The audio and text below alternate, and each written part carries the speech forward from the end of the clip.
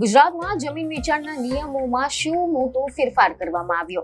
શું 135D નોટિસની ઝંઝટમાંથી મુક્તિ મળશે કે પછી ખેડૂતો માટે નવી આફત લાવશે? શું છે 135D નોટિસ અને તેમાં થયેલા 1 એપ્રિલનો ઐતિહાસિક બદલાવ? 7, 12, 8A અને 6 નંબરના ઉતારામાં શું છે? જમીન રેકોર્ડની જાણો ABCD. જાણવા મહત્વના વિષય પર શું છે અપડેટ?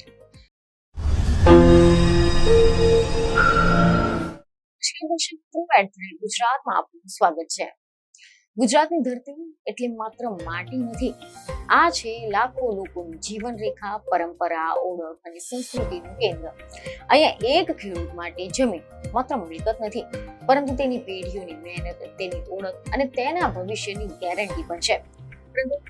આજ ગુજરાતની ધરતી એટલે કે ખેડૂતો અને જમીન માલિકો માટે અત્યારે તો સૌથી ચર્ચાનો વિષય જો કોઈ હોય તો તે છે રાજ્ય સરકાર દ્વારા જમીન મહેસૂલ કાયદામાં કરવામાં આવેલો એક અત્યંત મહત્વપૂર્ણ સુધારો.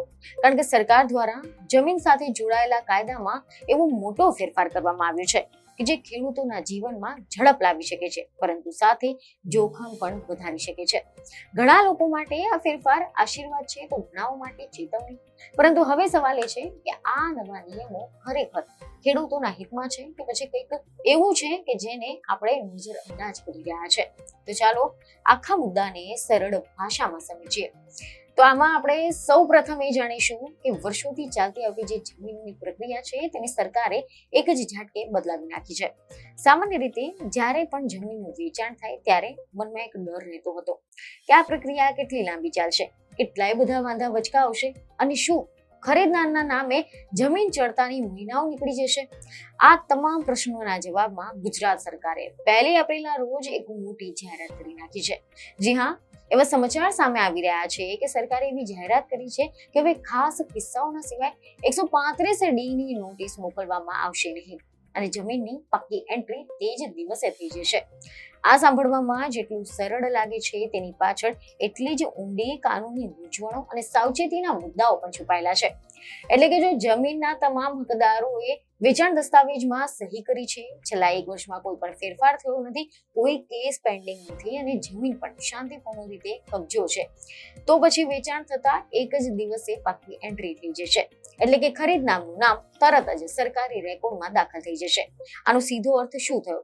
તો કે પહેલા જ્યાં 1 મહિનો અથવા તો તેનાથી પણ વધુ સમય લાગતો હતો અને હવે આખી આ પ્રક્રિયા એક જ દિવસે પૂરી થઈ જશે.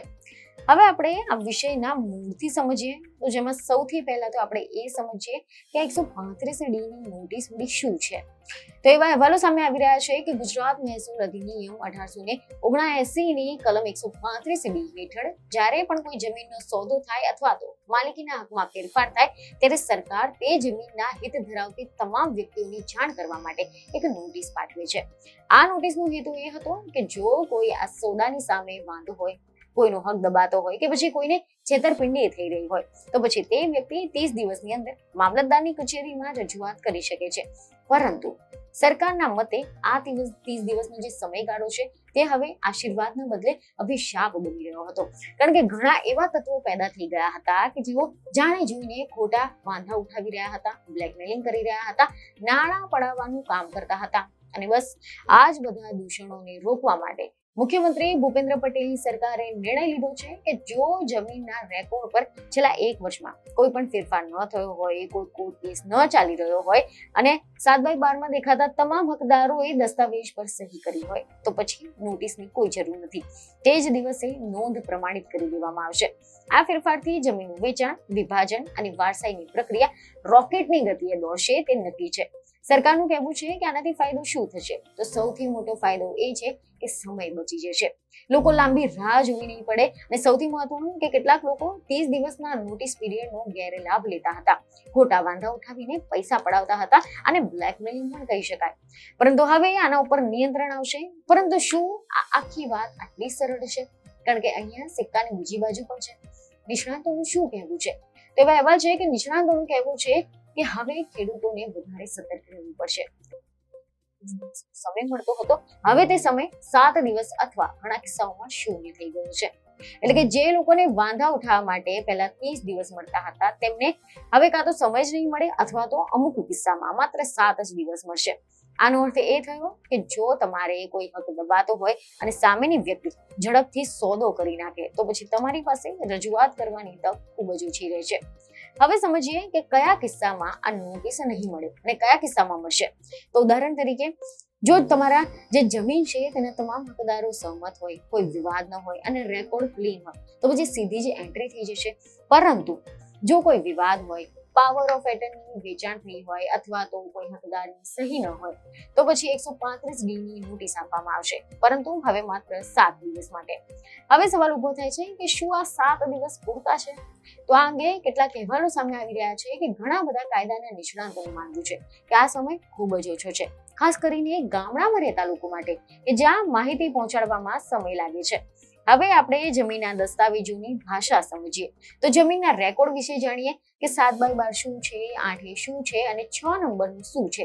કારણ કે આ ફેરફારો સીધો જ 7/12, 8A અને નમૂના નંબર 6 ને અસર કરે છે. તો આ અંગે કેટલાક રિપોર્ટ એવા સામે આવી રહ્યા છે કે મહેસૂલી ભાષામાં 7 નંબર એટલે જમીનનો સર્વે નંબર, ક્ષેત્રફળ અને માલિકીની વિગતો દર્શાવે છે. તેમાં બીજાનો હક અને બોજાની વિગત નામનું પણ એક કોલમ હોય છે, જે સૌથી મહત્વનું છે. જો ખેડૂતો લોન લીધી હોય તો તેની નોંધ પણ અહીં જ હોય છે. 7/12 એ જમીનની મુખ્ય દસ્તાવેજ છે કે જેમાં જમીનનો સર્વે નંબર, ક્ષેત્રફળ, માલિક કોણ છે, કબજેદાર કોણ છે અને પાક શું વાવવામાં આવે છે અને કોઈ બીજો બોજો છે કે નહીં તેની પણ માહિતી હોય છે. 12 નંબર એટલે પાણી પત્ર કે જેમાં કોઈ પાક ઉગાયો છે તેની વિગત હોય છે.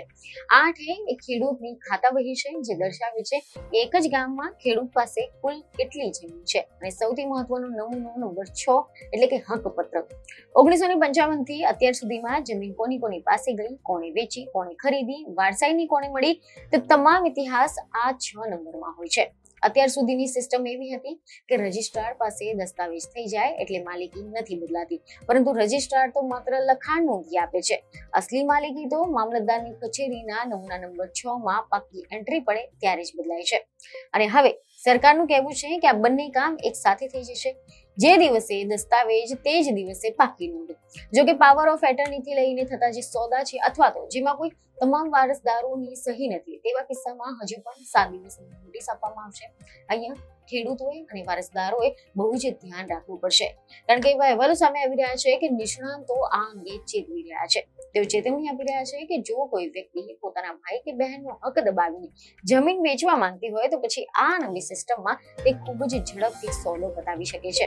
પહેલા 30 દિવસનો સમય મળતો હતો એટલે કે વારસદારને ખબર પડી જતી કે તેઓ વાંધો લઈ શકતા, અને હવે 7 દિવસ કે તે જ દિવસે એન્ટ્રી થવાની હોવાથી લોકોએ સતર્ક રહેવું પડશે.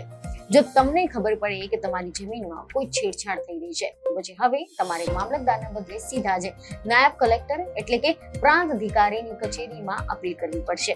આ ફેરફારોથી બિલ્ડરો અને ડેવલપર્સને ઘણા બધો ફાયદો થશે, કારણ કે તેમનું જે મૂડી રોકાણ હતું તે હવે અટકાશે નહીં.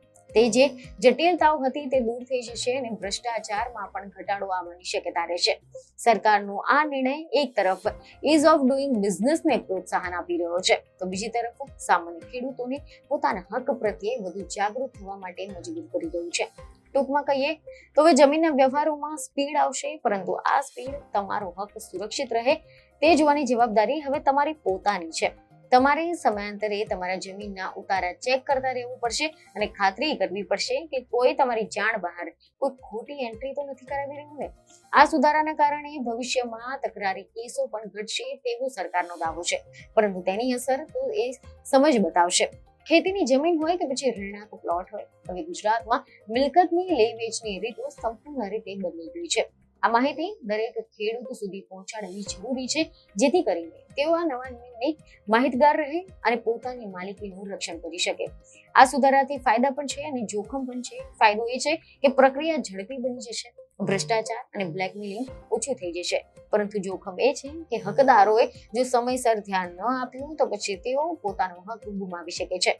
આનાથી અંતમાં એક જ કહી શકાય કે જમીન માત્ર દસ્તાવેજ નથી, તે જીવન છે, અને હવે આ જીવનને સુરક્ષિત રાખવા માટે તમને વધુ સજાગ રહેવું પડશે, કારણ કે હવે સમય બદલાઈ ગયો છે, નિયમો બદલાઈ ગયા છે. જેથી અમારા વિડીયોને લાઈક અને શેર જરૂરથી કરજો. બીજને ખબરો સાથે ફરી મળીશું. ધન્યવાદ.